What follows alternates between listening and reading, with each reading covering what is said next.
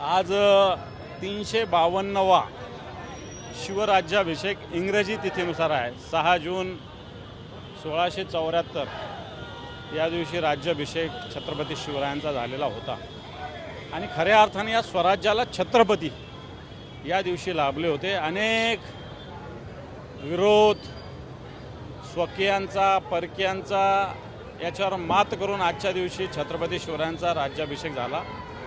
खऱ्या अर्थानं या देशाला राजा मिळाला, जो या देशाचा होता, या मातीचा होता, या संस्कृतीचा होता, या धर्माचा होता आणि त्यांनी जी शिवशाही निर्माण केली आजही जगाला मार्गदर्शक आहे, जगाला प्रेरित करणारी आहे।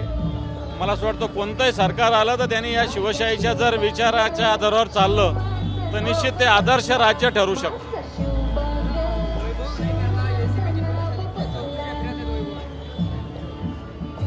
हे बघ, अशा पद्धतीनं सत्ता संपत्तीचा मिसयूज मोठ्या प्रमाणावर चालू आहे।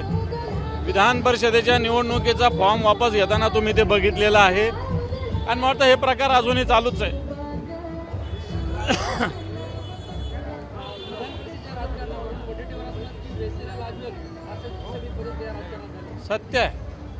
सत्य आहे वडेट्टीवार साहेब काय चुकीचं बोललेले नाही की अक्षरशः बाजार सगळ्या विषयाचा सत्ताधारी पक्षांनी मांडलेला आहे आणि मला वाटतं या बाजारामध्ये कोण किती भाव लागतं याच्यावर अवलंबून आहे। मला वाटतं जे वडेट्टीवार बोलले तोच शब्द त्याला योग्य आहे।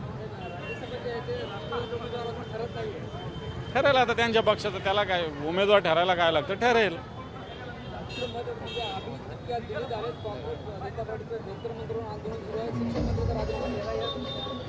योग्य भूमिका मांडलेली आहे। शिक्षण मंत्री जे आहे त्यांनी ज्या पद्धतीनं नीटची परीक्षा असेल, अन्य परीक्षा असेल, याचे पेपर दररोज फुटतात, याला शिक्षण मंत्री जबाबदार आहे। एक छोट्या रेल्वेचा अपघात झाला होता, लालबहादूर शास्त्रींनी राजीनामा दिलेला हा भारत देश आहे। आपल्या इथं शिवाजीराव पाटील निलंगेकरांच्या फक्त नावाचा संशय होता की मुलीचे मार्क वाढवले तर त्यांनी राजीनामा दिला होता आणि आज एवढं धडधाकट दिवसा ढवळ्या लाखो विद्यार्थ्यांचं भवितव्य देखील चांगलं असताना शिक्षण मंत्री खुर्चीला चिटकून येऊन मोदी सरकार त्याला संरक्षण देतं। मला वाटतं त्यांचा राजीनामा हा झालाच पाहिजे।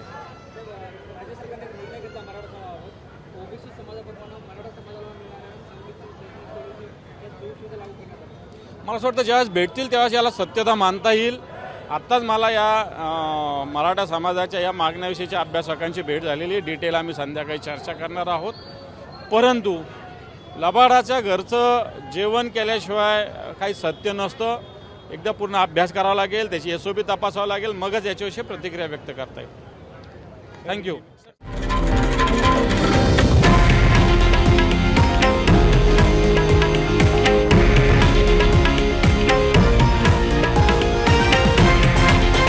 हे आहे देशातील नंबर 1 न्यूज नेटवर्क आणि आपण पाहत आहात TV9 मराठी, एकमेव।